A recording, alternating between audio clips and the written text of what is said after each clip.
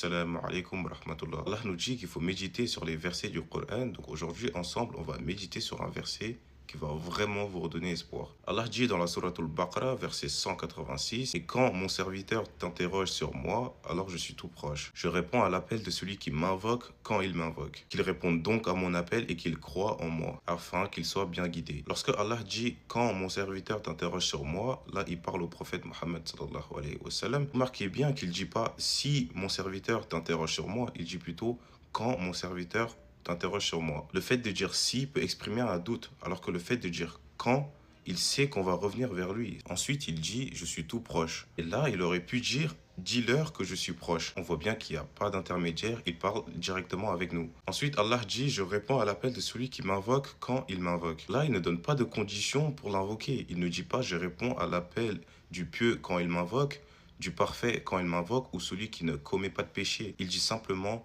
je réponds à l'appel de celui qui m'invoque quand il m'invoque. Et remarquez aussi qu'il n'y a pas de condition dans le temps. Il ne nous fait pas attendre. Alors que même dans cette dunya, pour prendre un rendez-vous quelque part, il faut être sur une liste d'attente.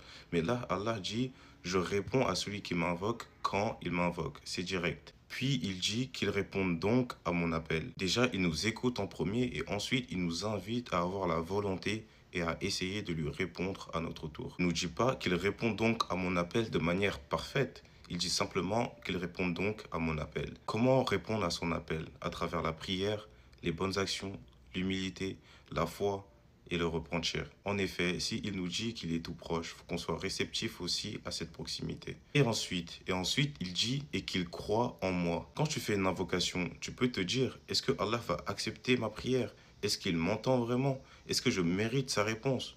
Lui, il te dit et qu'il croit en moi. Subhanallah. Ça veut dire que même avec tes fautes, même si tu tombes, continue à croire en lui. Et pour finir, il dit afin qu'il soit bien guidé. On comprend bien que la guidée n'est pas réservée qu'aux personnes pieuses. Allah ne nous demande pas la perfection. Il nous demande la sincérité, la foi et l'espoir afin qu'on puisse être guidé. Ce sera tout pour aujourd'hui. Désolé de ne pas être trop actif ces derniers temps. J'espère que cette vidéo vous sera bénéfique. Assalamu alaikum.